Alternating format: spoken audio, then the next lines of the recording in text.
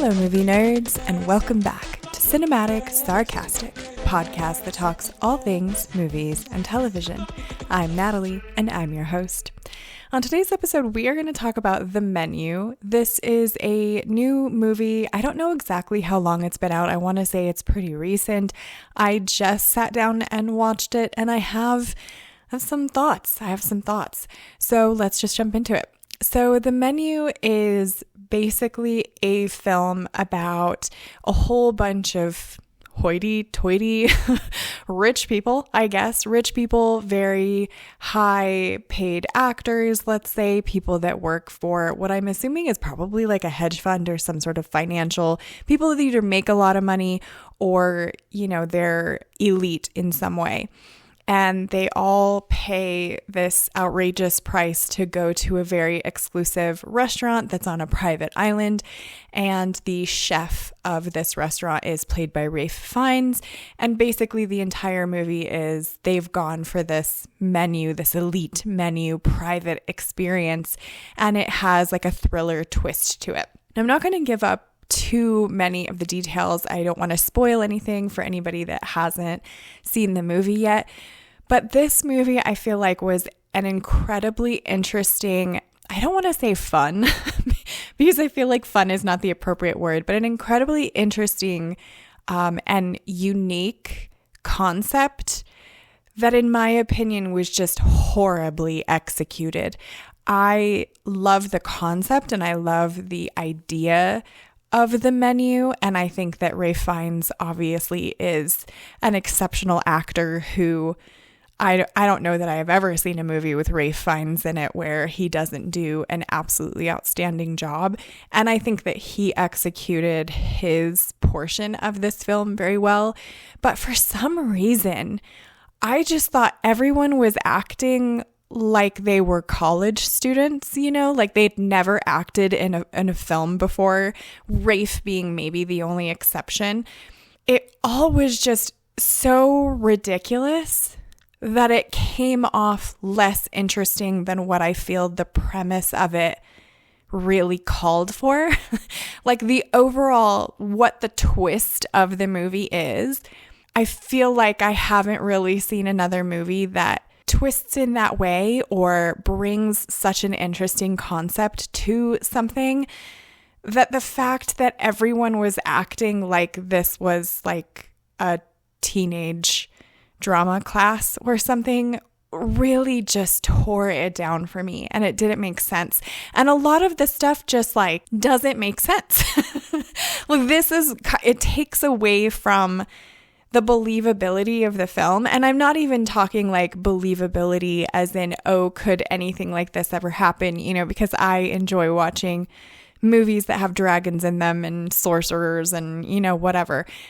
That is not the type of believability that I'm talking. But when you're doing a film where the whole concept is meant to be kind of a realistic event of what is happening, and it's acted out in such a way that is so ridiculous and like poorly scripted that it kind of takes away that realistic nature of it, and it ends up not making any sense as to why these people would be there, why this stuff would be happening the way that it did. An extremely unpopular opinion, and I gather that I really do not like Anya Taylor-Joy. I really do not like her. As a person, I'm sure she is lovely and wonderful, but as an actress,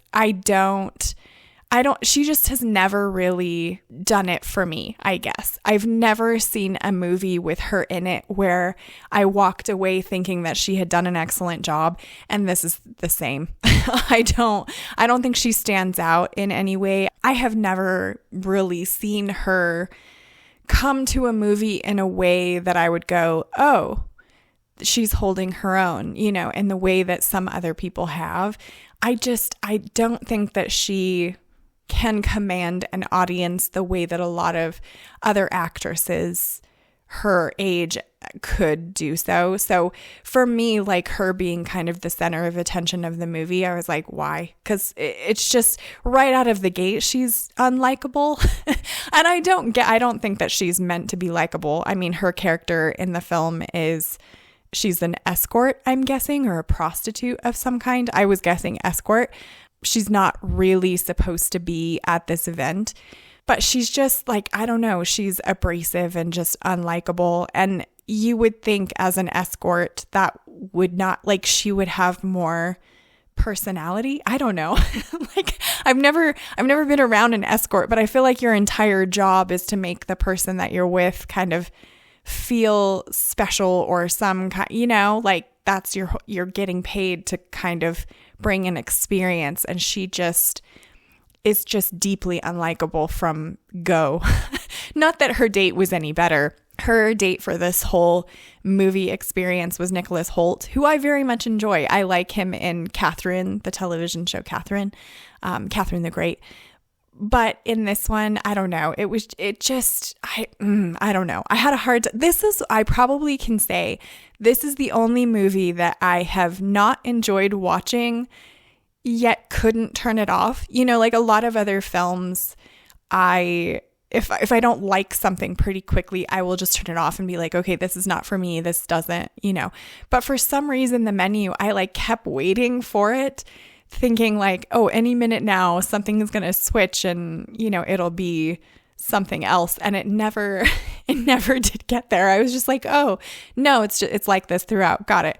I think that this is very much one of those like artsy type films that if you are into like artsy films or films from like the A24 production company, for instance, which I end up hating all of those, I had to go and look and see if The Menu was an A24 film because it struck me as one of those where it's just very artsy, not necessarily the general moviegoer's cup of tea, but like the people that like sort of more avant-garde film.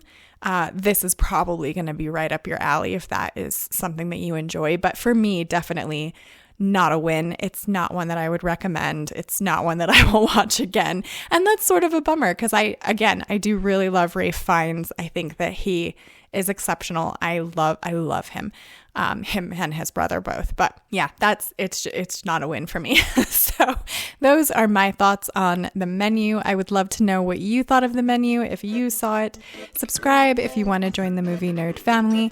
You can find me on Instagram at Cinematic Sarcastic Podcast, and I hope to see you in the next episode.